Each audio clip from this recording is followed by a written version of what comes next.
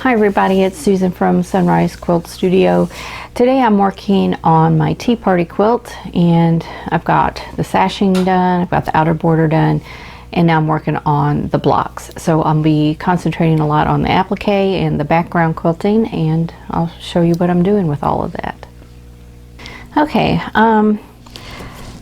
this quilt, if you've seen my previous videos, you'll know that this was a lotto block project. I won all of these blocks in a lotto drawing at a quilt meeting, and they're all made by different people except for two of the blocks are ones that I made myself, and so they're all different. I have gone around and I have stitched around the ditch in all of the applique, and on this one I stitched around this. This is a I believe it was probably a panel that they cut out a couple of pieces and put a sashing in between and some border on it.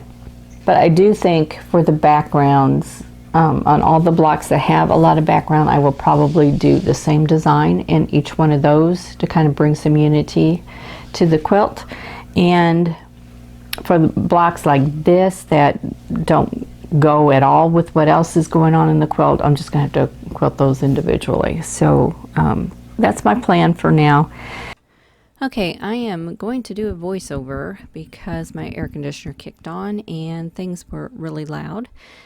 This first teapot, I am doing a vining leaf all around the center of this pot, this applique, because there's just a lot of leaves in the fabric, and the center motif is just really small, and outlining that really wasn't going to be enough quilting, so I decided to just do a leafy vine going all the way through there.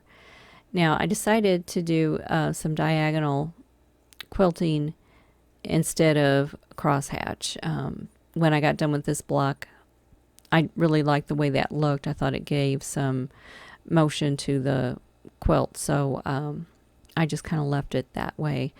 Now the first half of this block I marked with an air-soluble pen and a ruler, and marked all of the lines 1 inch apart, and the other half I didn't mark at all because I wanted to show you two different ways to do this. And right now I am using my ruler and the markings on my ruler to measure out 1 inch out from each line to get the quilting done. So you could do it either way. Now when you mark it ahead of time, the quilting goes faster because all the measurement is done for you, but it does take time to do that. And then when you do the ruler without any marking, when you have to use your ruler and measure as you go along, at least for me anyway, it takes longer because you have to be make sure you get your measurement in the right place, get your ruler in the right place, that get it lined up on your previous stitching so that you have things 1 inch apart or half an inch apart, whatever you've decided.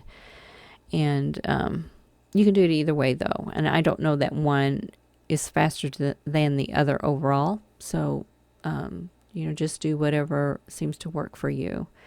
Now on this teapot, the fabric has this 5-petal flower in it that's pretty prominent, so I decided to just enlarge that and do one big flower in there, and I drew it in with the air-soluble marker first and then just quilted over it. And then I'm doing the diagonal quilting like in the other block, only this time it's all marked ahead of time, so the quilting part will go faster. And I'm using the same thread throughout the blocks. I'm not changing thread, it's the same color. I think it's parchment or vanilla or something. I can't remember exactly what it is, but it's a YLI thread, and it works really well. It blends in really well with a lot of these fabrics, and so much that sometimes I had to stop and feel the block to see if I missed any areas of quilting. So it's a really nice thread that blends in with a lot of different colors of fabric. Now in this block I'm doing a lot of stopping and starting, and that's one of the things that can happen when you have applique, because you've got to work around it. You're not working on top of it. And you'll have some areas that you have to quilt through, like the handle of those teapots. You don't want to quilt across that handle, so you have to stop and start your thread. And you can do that the way I am by cutting your thread. Oh, or you can do jump stitches by, dragging across the part of the applique that you don't want to be stitching on. Either way works. In this block, it has a really nice butterfly applique, or a dragonfly applique right in the center, and it was fused down, but it was also machine appliqued down with a blanket stitch. So it was on there really nice and secure, so I just quilted around it and used that as the quilting on there. And then I did use, or I did do a little bit of quilting on the edge of that bottom of the lid of the pot, and then did the diagonal quilting in the background. And I won't show you every single line of quilting in this because it's the same as the previous blocks, but you can see how I go around the applique to get to the next line and just keep going until I get that entire background done.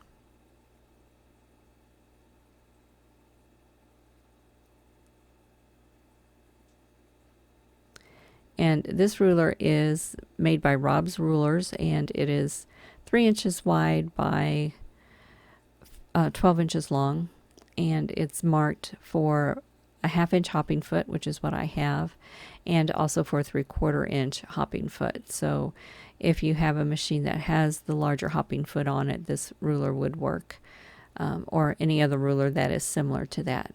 Now, I don't know if there are any machines that are currently being made with the larger hopping foot. I'm not up on that, but when I bought my machine 18 years ago, there were 2 different size hopping foots, and depended on which machine you bought as to what size foot you got. Now this one has the 3 cups that are stacked on top of each other, and they each have a motif that is centered in the cup. So the top one had a butterfly, which I just quilted around, and the next 2 have a big flower. And so I'm just using my handy Versa tool, and it has 2 notches in it. One is small, and then this one is the larger notch, and your hopping foot just rests right in there, and you can use it like a third hand to help guide your hopping foot around applique. And it kind of works the way I think micro handles would work. Now, I've never used micro handles, but that's kind of how it seems to me. It's just, you're closer to the applique. It gives you a little bit more control. And then I'm using that curved edge of the Versa tool to quilt around that bottom teacup on the saucer applique there. And then in the background, also getting the diagonal quilting lines. And just hopping, or just stitching in the ditch, and getting around to where I want to go, sometimes breaking thread, sometimes not. So just whatever seems to be the right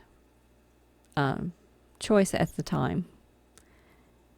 And there you could see the quilting a little bit better there. I moved my side light.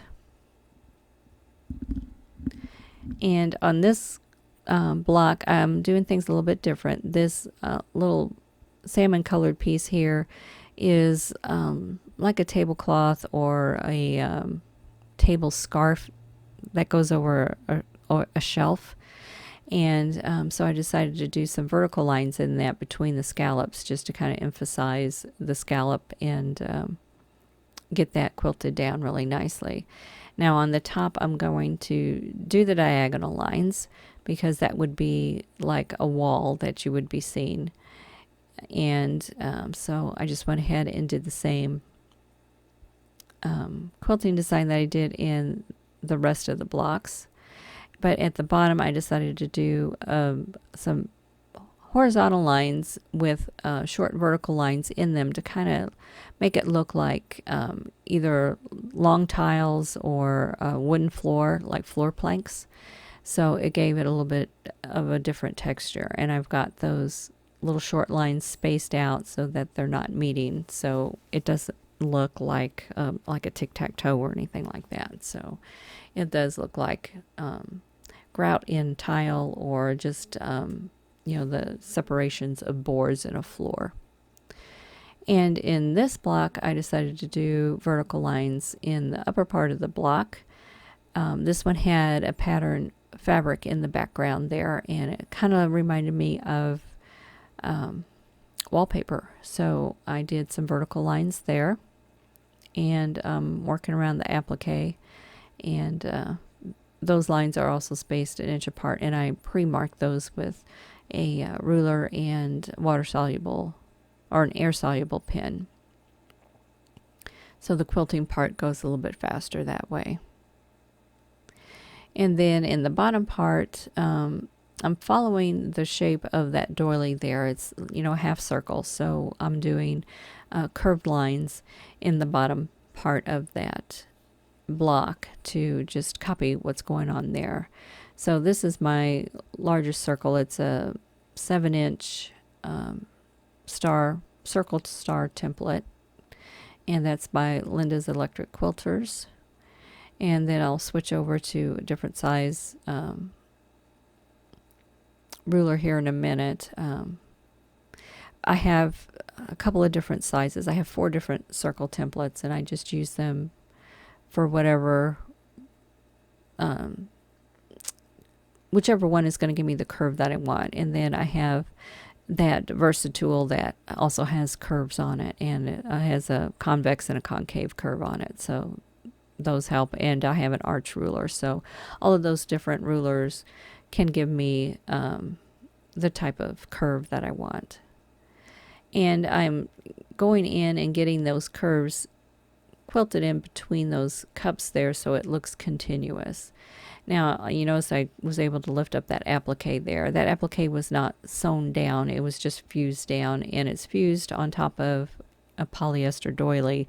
And I don't know if that is why it didn't stick, or if it was just the fusible is just old enough now, because these blocks are somewhere between 12 and 15 years old. I don't remember exactly. So it could be that the fusible is just old now and it's not holding. But either way, those appliques weren't going to stay on, so they needed to have something done. So I decided to just stitch the edges down real close with the quilting machine, and just get that taken care of right there, instead of taking it to my domestic machine and doing a blanket stitch, which would be hard to do with, a full-size quilt that's already been quilted underneath my domestic machine. Now this block is a paper-pieced cup and saucer, so I decided to just do some echo lines here, and they're a 1/2 inch apart. And since they're all straight lines, I just used my ruler and used the measurements on those to quilt them. So I didn't pre-mark them. I'm just using the measurements on that ruler and getting them all stitched in, just going around until I get down to having about 1 inch of space left, and then stitch 1 extra line in there and backstitch and cut the thread. So everything looks evenly spaced within there. Now on the saucer, all I did was a 1/4 inch outline stitch all the way around it, and just let it go at that. And then for the background, I went ahead and I marked it for the 1 inch diagonal quilting lines in the background, and just took care of that, quilting around the teacup as I needed to. And I did break thread at one point. So here we go. That one is done now. And then I'm on the last row here, and here's another teapot. This is similar to that first one that I did. And on, well, probably not the first one, but one in the first row, I think it was. This one I just did echoing lines in this one, only since this teapot is not square, it's rounded. I just followed it with my hopping foot and just eyed a 1/2 inch apart for all of the lines. And then I went ahead and marked the background with that or air soluble pen. And this was a tone-on-tone fabric, and that air soluble pen doesn't work real well over the tone-on-tone fabric that has the painted on finish, and it just doesn't mark. And so the markings were very light, and my pen has been used enough that the ink isn't really dark anymore, so those lines were fading almost faster than I could get them quilted. So it was kind of a challenge to get that one done before those lines all faded out, but I got it done. Now this block here is a little panel piece that was cut out of a piece of fabric, and it is an applique down that's just sewn in there. There's the background of that cup is the same fabric. They cut a rectangle out of the fabric and then stitched a couple borders around it. So I stitched in the ditch around the borders, and then I quilted around that teacup. And then I went back and did 1/4 inch stitching on both sides of each border. So there's 2 lines of quilting in each of those borders. And so I think that was plenty of quilting. I think it kind of balanced it out with what was going on in the other blocks. So this one didn't take very long because there wasn't too much left to do, because I had already stitched in the ditch between the borders when I was stabilizing the quilt blocks. So I have another round to go with the inner border.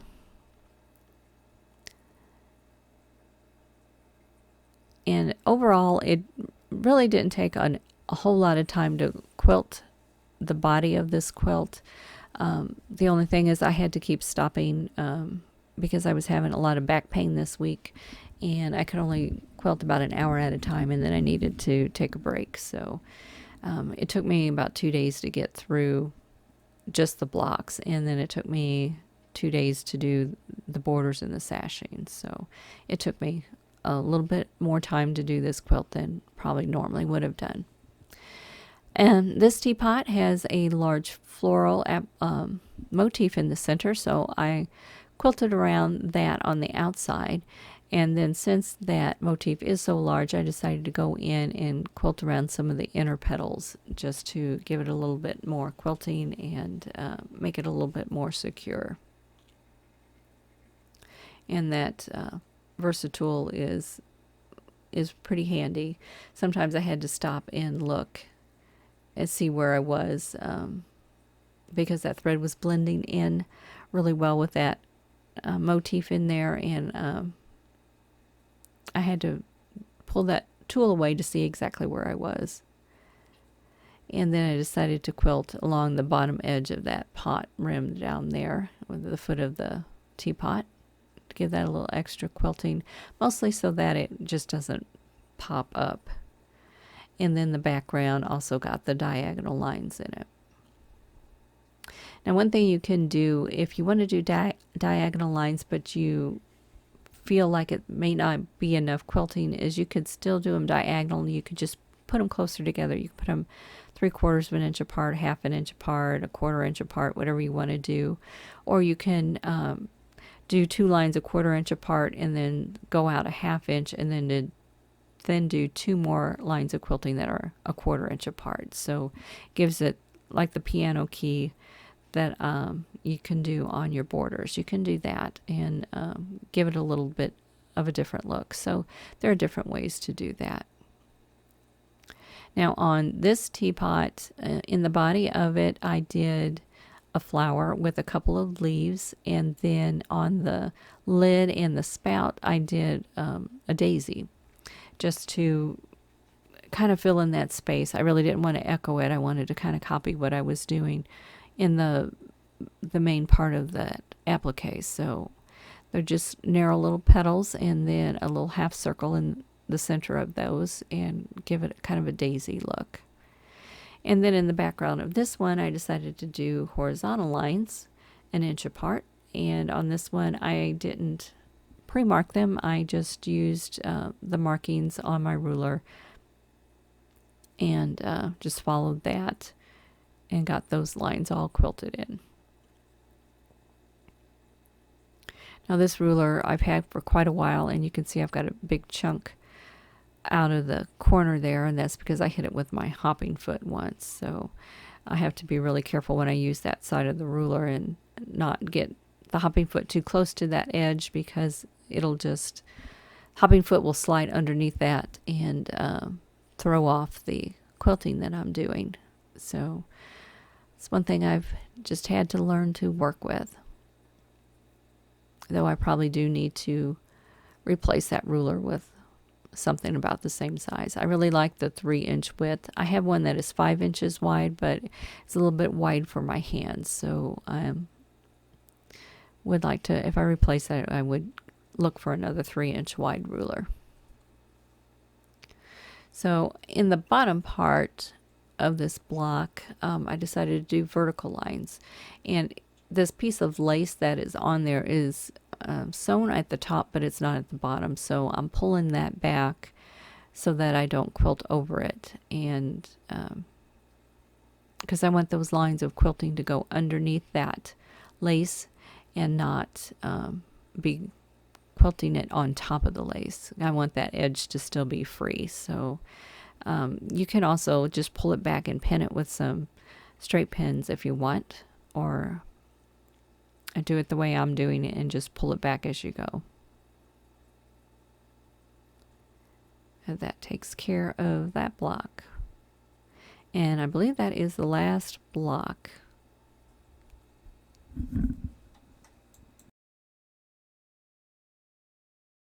Okay, here's an overall view of the finished quilt. Got it up on my design wall now, and I think it looks okay, so I'm pretty happy with that.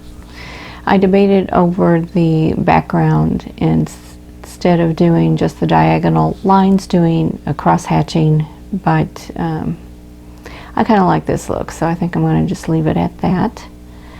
And I'll give you a few close-up views of some of the blocks here. Okay, here's one of the teapots, and that one I just did an echo around the inside of the pot and did the diagonals in the background. And then next to it is the stack of teacups, and I outline quilted the flower on the inside of the 2 bottom cups and the butterfly on the top cup, and also did the diagonal background. There's another teapot I did the diagonal background, and just did some, I think I did a leaf design. In the teapot, I just did a 1/4 inch outline around the borders that were in that block, and then outlined the teacup. And then in this one, I switched up the background a little bit. We have some diagonal lines in the top and horizontal lines in the bottom, and then within the little salmon colored strip there, I did some vertical lines in there. And just outlined those teacups in there and stitched in the ditch around the little inserts there. This one I outlined the flower in the center and did the diagonal lines in the background. And in this one I did vertical lines in the background. I outlined the pot and the cups, did some outline stitching and a circular type design within the doily and in the background.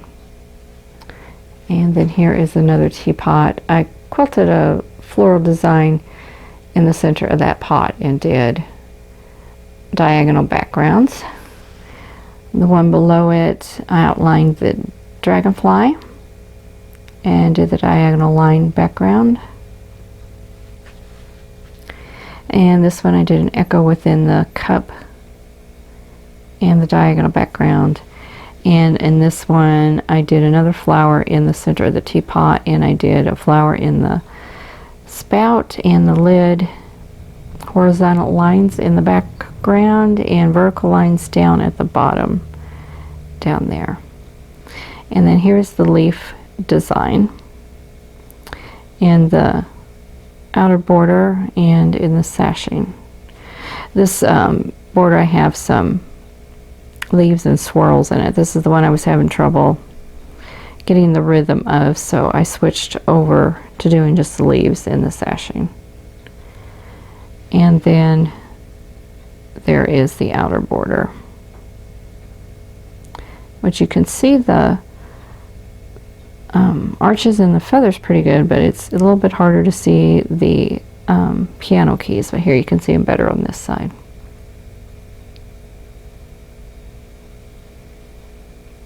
So overall, I think it turned out pretty well. This is a quilt that I had trouble getting into. I just didn't like it that well, and it's just not my style. So